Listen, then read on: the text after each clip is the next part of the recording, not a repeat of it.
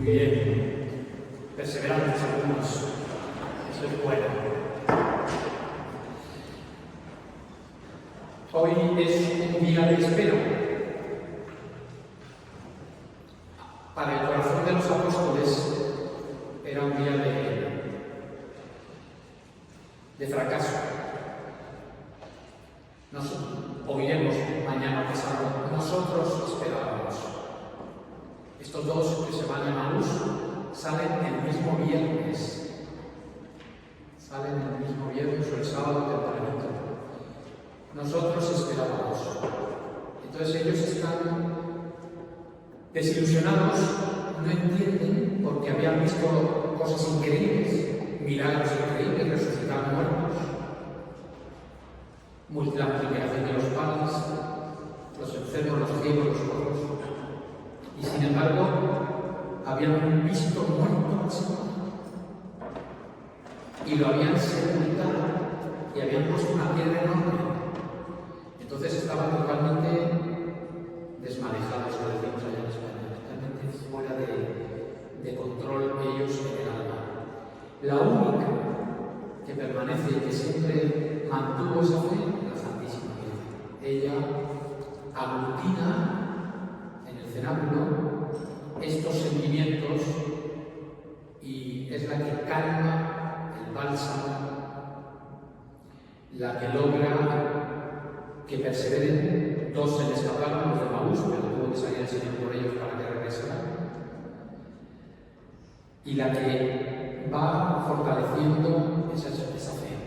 Yo me imagino ese momento, como todos hemos sufrido la pérdida de un ser querido, cuando alguien muy querido fallece, papá o mamá, el día después, cuando te juntas con ya has dejado el funeral y todo, y te juntas con la familia, viene el momento de los recuerdos. Incluso las risas que uno dice, pero no podía morir en ese momento, ¿no? De las anécdotas, de lo que la mamá nos hacía, de lo que hacía. El momento de los recuerdos es este, es el sábado. Es un momento en que ya había pasado esa tensión, igual que nosotros cuando es el día de velar al difunto, nos soltamos un poco, descansamos un poco más y el día del recuerdo, cuando empiezan a recordar cosas. Y me imagino a María escuchando y apuntalando detallitos, recordando los lugares que os acordáis, pero ¿cómo fue que Pedro cortó la oreja a Ana? Yo me imagino todos preguntando, Pedro, mira que eres brutos, cortarle la oreja así, no sé qué me pasó. Y iban recapitulando todo lo que había pasado, un poco abrazados espiritualmente por ella. Ayer leía yo una anécdota de la Guerra Civil Española que me impresionó. En la Guerra Civil Española hubo varios personajes de izquierdas muy sangrientos. Uno se llamaba Durruti, era un tipo que llevaba una horda de gente asesina que por donde pasaba mataba muchísimo. Y este fue asesinado en la calle.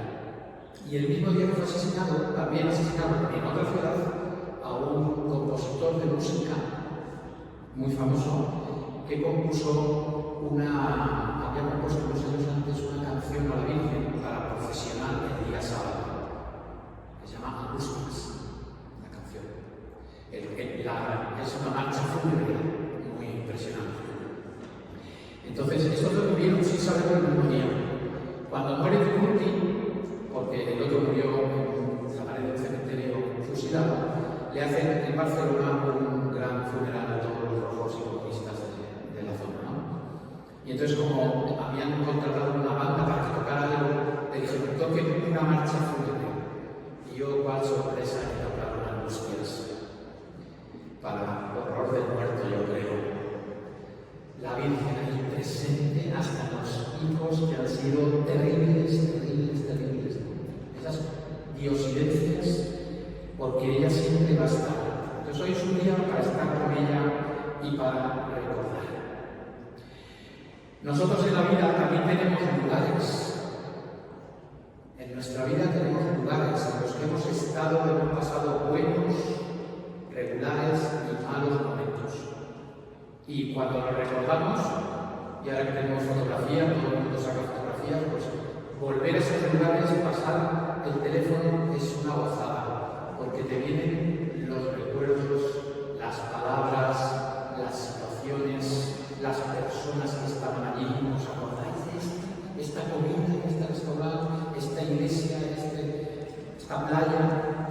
Vamos a hacer eso hoy, porque nuestra vida está llena de lugares en los que ha habido también entradas triunfantes, ha habido cruces y ha habido también resurrección. Entonces vamos a recordar con María, acompañándola, algunos de estos lugares y ver cómo pueden ser lugares para nosotros también. Y yo creo que el primer lugar que vamos a poder contemplar con ella es el cenáculo.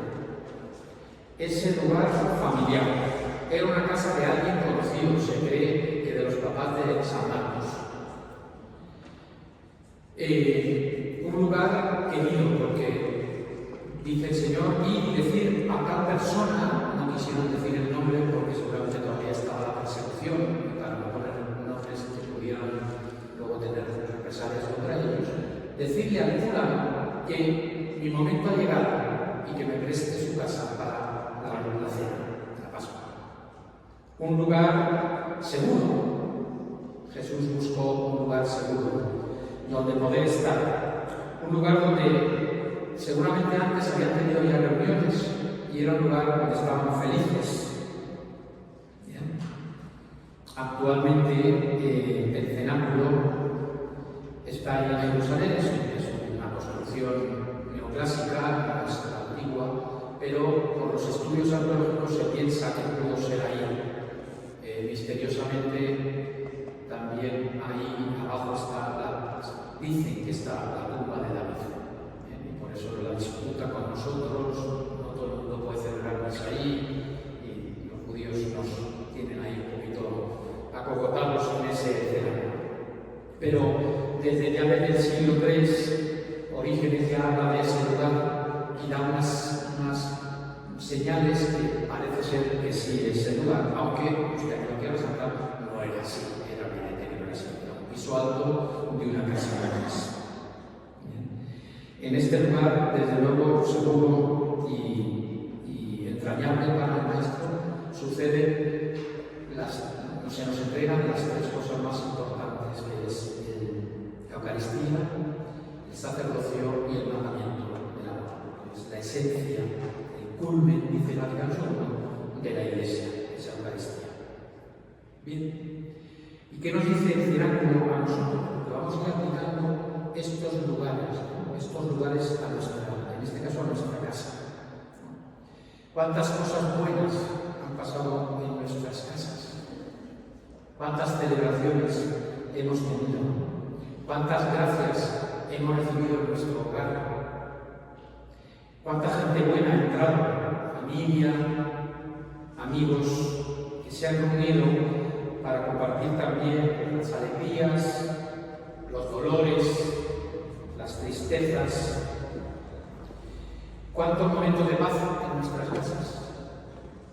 Y también cuánta tensión a veces en nuestras casas. Recordemos que en el cenáculo habrá tensión también con Mateo, con los demás que estaban ahí con miedo.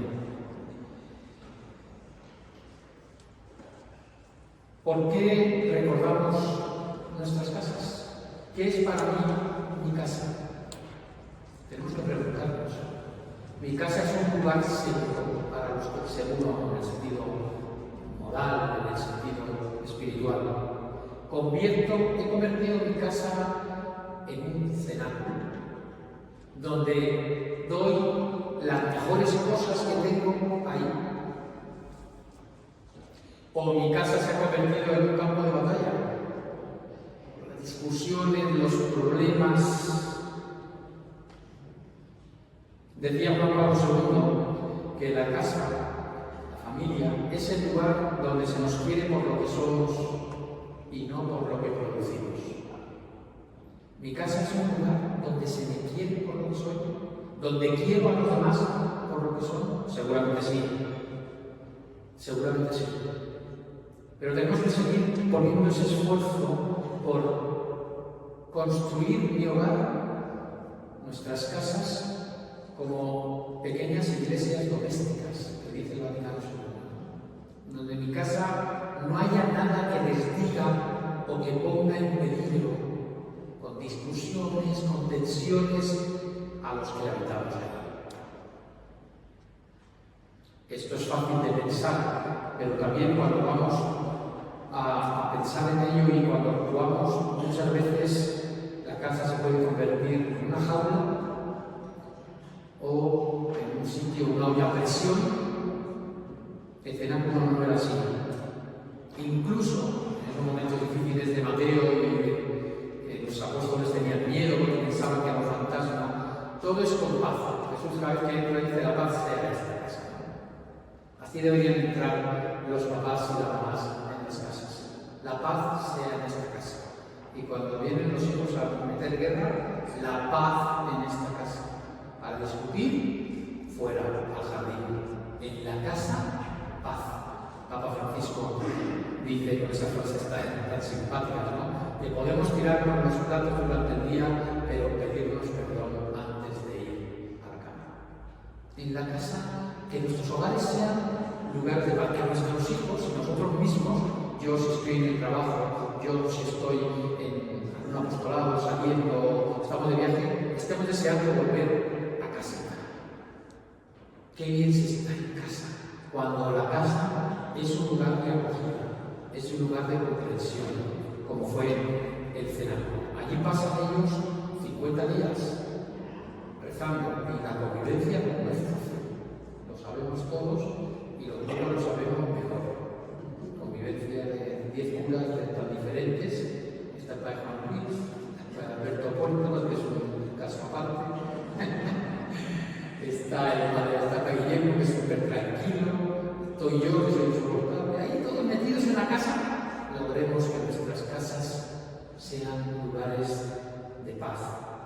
Que pueda yo llamar a mi casa el cenáculo, donde entrego lo más sagrado que tengo, que es mi cuerpo, mis saberes, mi cariño, mi apoyo para esos seres que viven en esta casa conmigo. Vamos a pasar al segundo lugar, otro segundo lugar que para ellos tendría, porque este primer lugar, claro, tenía unos recuerdos estupendos, la Eucaristía. Y de hecho todos vuelven ahí y todos, por miedo a los judíos, viven ahí encerrados. O sea, se sentían seguros en ese segundo piso de esa casa. El huerto de Getsemaní es el segundo lugar. Dice Mateo: entonces Jesús fue con ellos a un lugar llamado Getsemaní, que significa prensa de aceite, el lugar donde se saca el aceite de las aceitunas. Y este es un lugar diferente. Dice que era un lugar conocido por ellos. Entonces creen la tradición y los estudiosos que Jesús con frecuencia se retiraba a ese jardín. Sería de alguien más o menos conocido que les permitía pasar dentro de ese huerto momentos de la noche o incluso habrán tenido alguna comida ahí quizás campestre seguramente de descanso cuando estaban en Jerusalén. Ya el mismo nombre nos dice que para esta vez Getsemaní no va a ser precisamente un bálsamo, la prensa donde se va a machacar la aceituna y vamos a sacar el aceite, que es un producto rico, pero a costa del machaque del cuerpo de la aceituna. Getsemaní es un lugar de duda esta noche, es un lugar de oración desesperada, entre comillas, desesperada, pero sí. Es un lugar de tormenta, va a ser un lugar de violencia por parte de los apóstoles, como San Pedro, y por parte de los que vienen con violencia. Es un lugar de indecisión. Padre, si es posible, esa tremenda frase de Jesús: haz que pase de mí este cáliz, pero no se haga mi voluntad sino la tuya. Y lo dice que lo repetía, dice un evangelista, insistentemente. Otro dice que por 3 veces, las 3 veces que se durmieron los apóstoles. No sabemos cuántas, pero Jesús repetía: si es posible, por favor, quítame esto. Si es posible, por favor. Pero pero ya sabes que estoy aquí para hacer tu voluntad. En este huerto habla Jesús con una lucha tremenda, entregarse o no. Una vez dijo, en este momento de la pasión, que si él quisiera, su padre mandaría una legión de ángeles para salvarlo.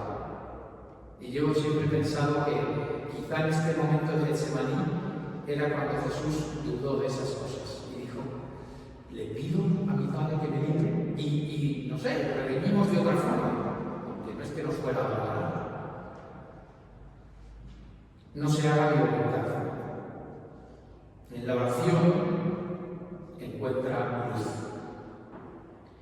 Todos tenemos estos huertos en nuestra vida, esos lugares donde hemos tenido que ir a rezar porque no encontramos consuelo, porque no encontramos luz por donde caminar, porque la vida se nos ha enredado con algún tema familiar, con algún tema espiritual, con algún tema moral. Hay dolores del pasado que no logramos encajar, heridas, recuerdos de personas, de situaciones, recelos.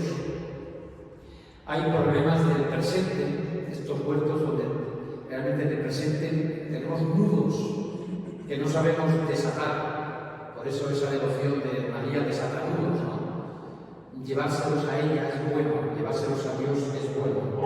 Tenemos enfermedades, esos huertos en el que la vida no es tan fácil como en el cielo, sino en los momentos, en que hay momentos en que realmente sufrimos o tenemos miedos por el futuro. Los papás, ese miedo por el futuro de sus hijos. ¿Cuánto miedo? ¿Qué va a ser de esta tropa? ¿Qué van a hacer? ¿Qué mundo, la frase famosa, qué mundo les estamos dejando? Miedo, también nosotros, nuestros miedos personales, ¿qué va a ser de nosotros? Yo siempre digo que Dios no nos permite ver el futuro, porque si lo viéramos saldríamos corriendo muchas veces. Si yo hubiera visto mi futuro aquel año 85, pues no estaría aquí predicando, yo creo.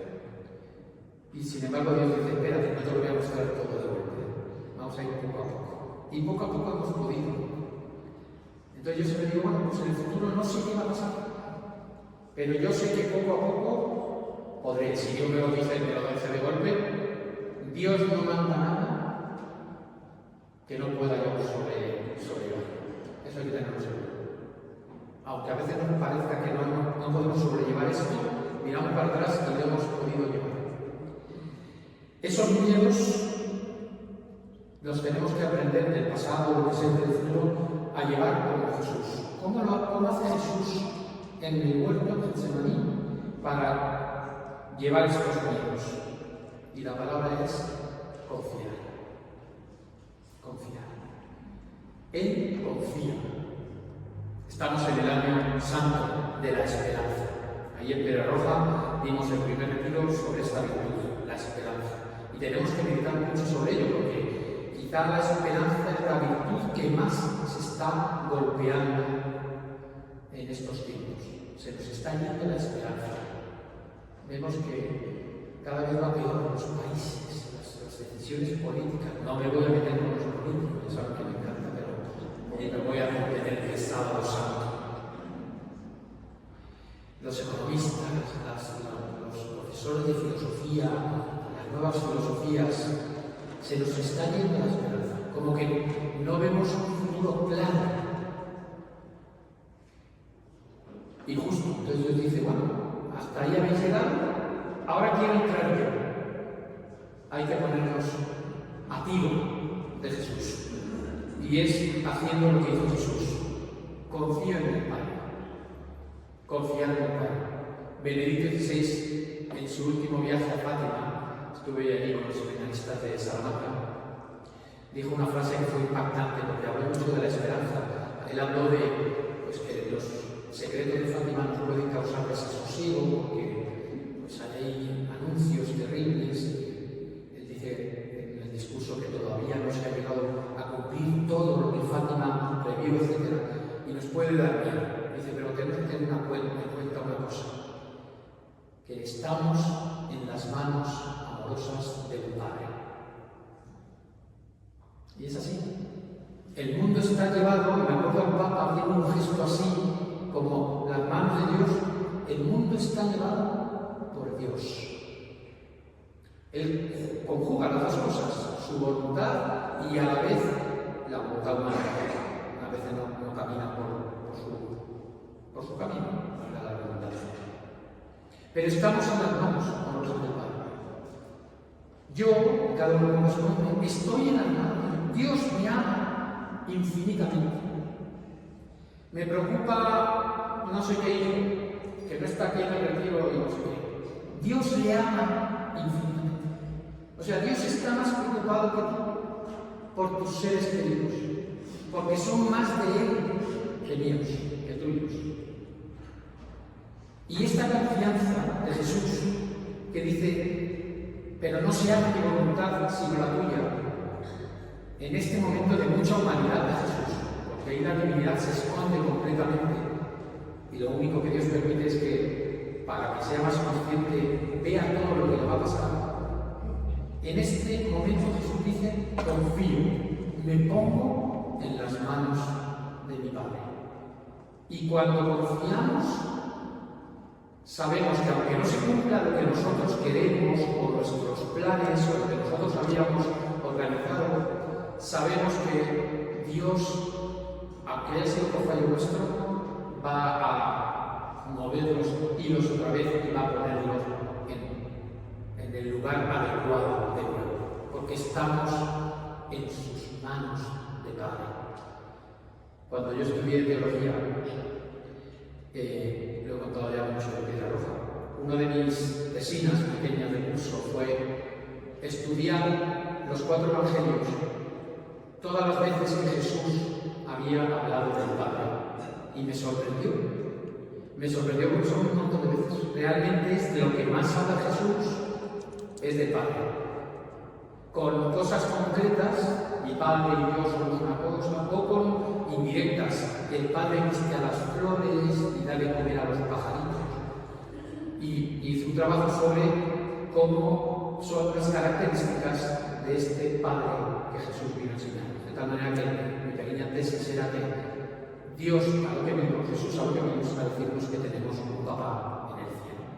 Y Él, cada vez que habla, utiliza la palabra papá, que significa papá, papaíto, con ese tono cariñoso. Tenemos un Padre y tenemos que confiar. Porque Él no quiere nada malo, aunque haya cosas malas. Pero dice San Pablo que hasta del mal Él saca bien si yo confío, si yo le amo, si yo me entrego. Quizá la pregunta para este lugar es: ¿de dónde saco yo luz y fuerza en los momentos de huerto de Getsemaní de mi vida? Porque a lo mejor si soy una persona práctica, reorganizo la agenda, reorganizo los medios, ahorramos en economía, buscamos un psicólogo para esta situación. Está bien, no digo que vaya a hacer esas cosas, pero ¿cómo está mi oración para esos momentos? Vengo yo a la presencia eucarística, o me pongo en brazos de María para decirle: estoy en huerto de Getsemaní, no sé por dónde voy a salir, lo pongo en tus manos. Dios me dice: vale, lo tengo en mis manos, pero vale, sal y haz una agenda nueva, apuntada a la economía, toma decisiones, pero todas esas decisiones yo te las voy a ir poniendo en tu corazón, te las voy a ir iluminando. Un buen lugar un buen momento para renovar nuestra adhesión a la oración, una oración personal que nos ayude. Siguiente lugar que vamos a contemplar: el patio de la casa del sumo sacerdote. El patio. El otro día escuchaba yo,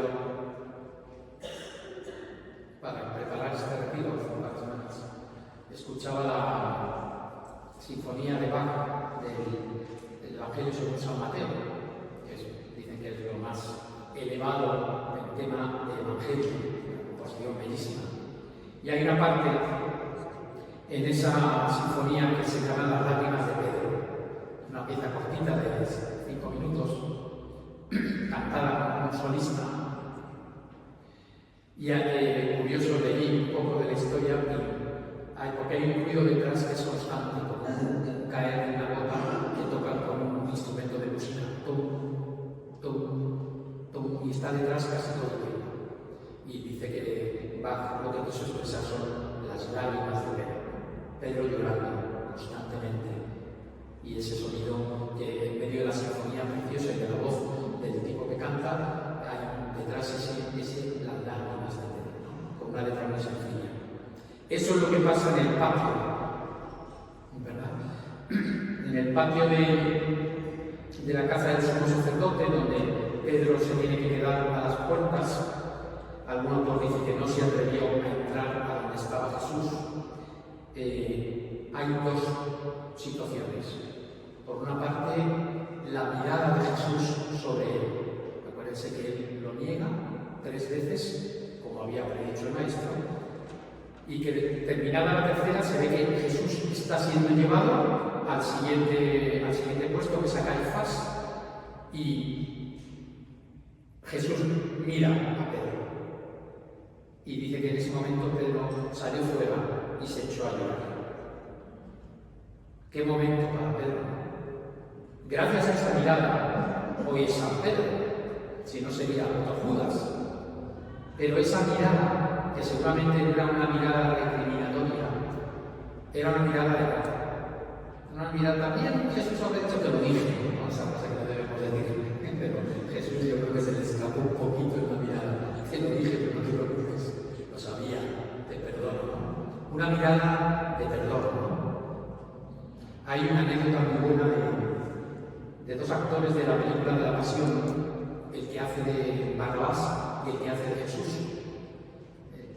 El actor que hace de Barrabás lo cuenta. Él había buscado mucho en muchas espiritualidades de Oriente, ¿no? Había estado en el Tíbet, encerrado por los monjes del Tíbet, y creía en la reencarnación del karma y en los misterios. Él lo cuenta. Y le contrataron para hacer de Barrabás. Él se había propuesto para hacer Pedro, pero Mel Gibson dijo no, tiene cara de Barrabás. Solo le pidió una cosa, es que en los ensayos él no podía ver cómo habían puesto a Jesús, porque quería que la primera vez que lo viera fuera en la grabación, para que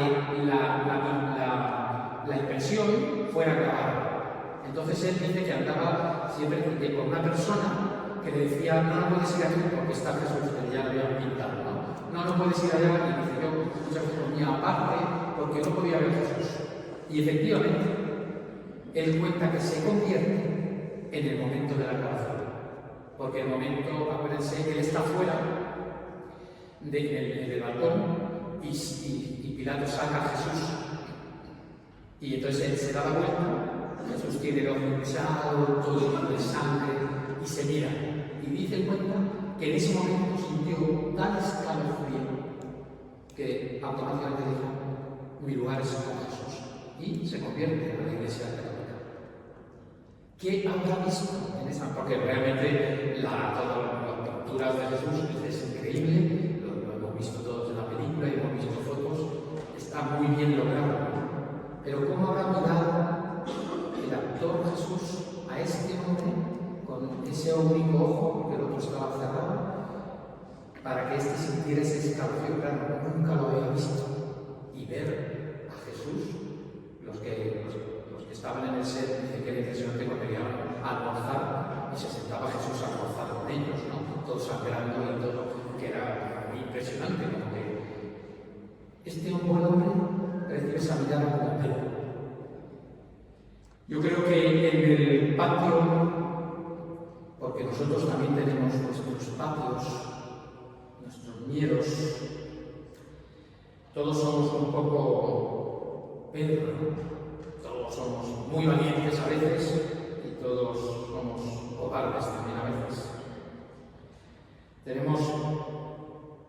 patios, personas con las que no nos queremos enfrentar, con las que no queremos dar testimonio de ellas, situaciones incluso de la Iglesia, con lo que está sufriendo la Iglesia.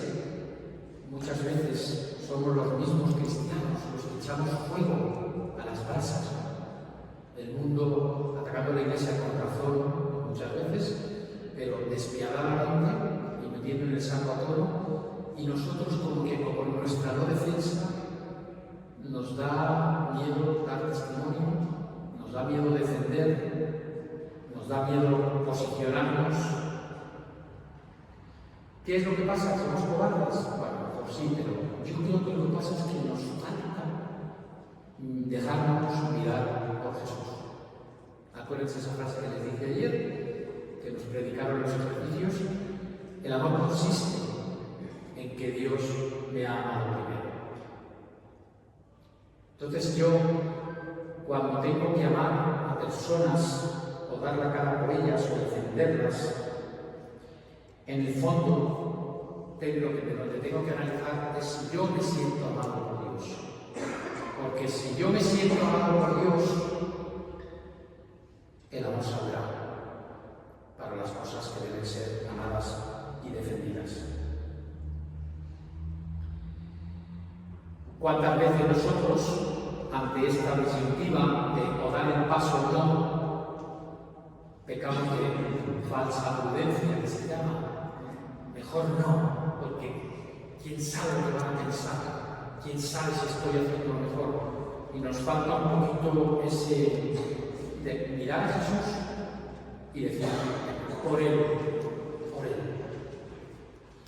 Yo creo que este lugar, el patio, con esta mirada de Jesús, puede hacernos reflexionar sobre nuestro testimonio cristiano en la sociedad.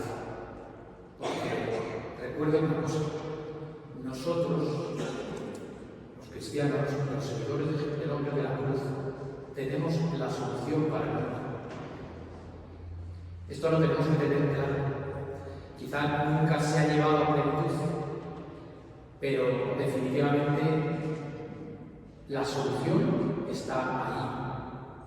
Acuérdense que San Benito, en el siglo VI, funda sus conventos. En vida de él dice que se fundaron casi 900 conventos, porque era una época dificilísima. Los nórdicos bajaron, arrasaron hasta Roma, y aunque pensaban que era el fin del mundo, San Benito se retira y dice: lo que hay que volver a hacer es comunidades donde se viva la caridad y el cristianismo auténtico. Y entonces eso será la solución para el mundo. Y decía él que si viene el fin del mundo, pues que nos pille viviendo como cristianos. Entonces él se retira, funda su primera comunidad y aquello se empieza a expandir. ¿Y qué pasa? Pues que hay la conversión de los pueblos nórdicos de Europa, que se convierte en la conversión de Europa. Cuando nosotros pongamos el cristianismo en nuestro corazón, en nuestras familias, en nuestros grupos, en nuestro trabajo, con valentía, sin miedo, porque nos hemos dejado mirar por Jesús, la sociedad va a empezar a cambiar. No digo que va a ser la sociedad perfecta, porque en el siglo VIII volvieron otra vez las corrupciones y todo, pero nosotros habremos logrado un cambio en nuestro metro cuadrado. Acuérdense de ese dilema. No podemos cambiar la guerra de Ucrania, pero puedo cambiar la guerra en la comunidad. Puedo cambiar mi metro cuadrado. Cuando no podemos cambiar algo porque les corresponde a otros, yo puedo colaborar cambiando mi metro cuadrado. Si sumamos metros cuadrados, todos los que estamos aquí haremos ya unas hectáreas de vivencia profunda del cristianismo. Entonces este lugar, como ese lugar de la valentía, de decir, tengo que tener con la prudencia necesaria, pero sin la falsa prudencia, el cristianismo tatuado, o mejor dicho, metido en mi sangre, y tengo que actuar conforme actúa un buen cristiano. No es fácil, pero bueno, estamos en ello, intentando. Siguiente lugar es la casa de Caifás. Caifás, este sacerdote, ¿no? Este hombre que lo vamos a ver, hará un juicio inválido y fraudulento. Y eso lo han dicho los mismos grupos de judíos que han estudiado la situación, porque había una ley muy concreta. Una de ellas, por ejemplo, no se podía juzgar en la noche a nadie. No se podía juzgar de muerte a no ser que estuviera todo el Sanedrín, que eran 72 doctores. No se podía reunir uno en una casa privada para juzgar, sino que tenía que ser en el lugar adecuado. Y todo esto lo incumplió nuestro amigo Caifás, porque él en su corazón tenía el deseo de la muerte de Jesús. Tenía sus motivos, no quería alterar a los romanos. Los estudios dicen que además él tenía, parece ser, negocios con los romanos, ganaba su dinerito también a cambio de mantener pacificado el pueblo. Es un lugar de la hipocresía, ¿no? Incluso de la falta de religión, de la mala religión. Acuérdense que religión viene de una palabra religare, ligar, significa unir, y es un hombre religioso el que vive unido a Dios. Y la religión es la forma en cómo nos unimos a Dios. Las religiones para las diversas formas en cómo la gente se une a una divinidad. Entonces era realmente leí hace tiempo un artículo que decía que Caifás era un ateo realmente, porque ni siquiera sus leyes más sagradas, siendo además sumo sacerdote, él se permitió respetar, sino que la rompió porque no estaba religado, no estaba unido no tenía miedo a Dios, y sin embargo se rasga las vestiduras en un gesto que era propio del sumo sacerdote para cuando había un escándalo, siguiendo esa con caradura absoluta, una farsa. Entonces decían que realmente era un hombre ateo, que hizo una cosa que demostró su profunda no unión con Dios, y era el sumo sacerdote, Nosotros, quizá a veces nos podemos también, no vamos a hacer eso, es evidente, pero tenemos que tener cuidado con ser incapaces de comprender al otro. Acuérdense esa ley máxima que nos enseñan en teología, que es que hay que odiar el pecado, pero amar al pecador. Muchos de ustedes, sobre todo las mujeres, nos preguntan a los sacerdotes, ¿no?, sobre la confesión. No que confiesan, no que confiesa la gente, sino cómo logramos los sacerdotes soportar la confesión. Yo digo, pero sí, ahí Pera Roja todos son buenucas. No he conocido ninguna que haya asesinado ni haya robado. Buenas, eso sí se porta bien. Ya cuando vas a una parroquia ya encuentras algún petardo por ahí. Y a veces petardazos, bombas, ¿no? Pero ¿cómo se logra? ¿Cómo se logra salir y seguir sonriendo y seguir viviendo? Es muy fácil. Odiamos el pecado y amamos al pecador. Y eso lo concede el Espíritu Santo. Entonces, este hombre podía haber corregido a Jesús, porque además su falta, dicen en ese estudio que hicieron del juicio, no era una falta para la muerte, ¿no? Porque se declara hijo de Dios. Bueno, en la Biblia hay como 30 pasajes en que Dios dice soy mis hijos. Entonces no era una falta tan grave. Lo podían haber amonestado, lo podían haber castigado, por ejemplo, no entrar al templo una temporada o no venir a Jerusalén. Y sin embargo, nosotros a veces también el juicio que hacemos de los demás, estamos demasiado instalados en nuestras propias convicciones, que a lo mejor son las correctas, no digo que no, pero ¿por qué no me pongo en los zapatos, en la piel del otro? Nos falta, ¿no? ¿Cuál sería nuestra casa de Caifás? Pues mis cerrazones, mis posturas establecidas, mi intransigencia, mis opiniones que no cambian, mi incapacidad para escuchar al otro, mis juicios apresurados, mis monólogos que me dan confianza. No sé qué les pasa a ustedes, yo a veces tengo monólogos interiores que voy, me voy justificando lo que voy a decir y a veces digo, para, te estás acelerando. Esos monólogos en que cuando el otro me está diciendo, yo ya estoy pensando sin escuchar lo que le voy a responder para autoafianzar. ¿Cuál es el antídoto de la casa de Caifás? Pues es abrirme a los demás. Abrirme con un corazón redundante, abierto a lo que piensan, a lo que sienten. Claro, como decíamos ayer, abrirme a lo que piensan los chinos o los de África, pues sí es fácil. Abrirme al que tengo al lado. Escuchar, que no es solamente oír. Oír es oír, podemos incluso oír una moto pasar por ahí atrás. Escuchar es poner toda mi atención en lo que estoy oyendo. Escuchar a otros, nos falta escucharnos en la sociedad. Si los políticos se escuchan, no iba a ver a los políticos. Si se escucharan entre ellos, más. Si en los consejos de las empresas o en los consejos de los colegios nos escucharan, no nos oiríamos, nos escucháramos más lo que nos oímos, el mundo yo creo que cambiaría. Abrir los ojos y el corazón a lo que me rodea, porque puede Dios estarme mandando un mensaje a través incluso de un contrario, enemigo, persona que me está persiguiendo. Como les dije, ese juicio fue apresurado, amañado, manipulado y ha sido declarado por algunos jueces modernos que han estudiado el caso como inválido, y fraudulento.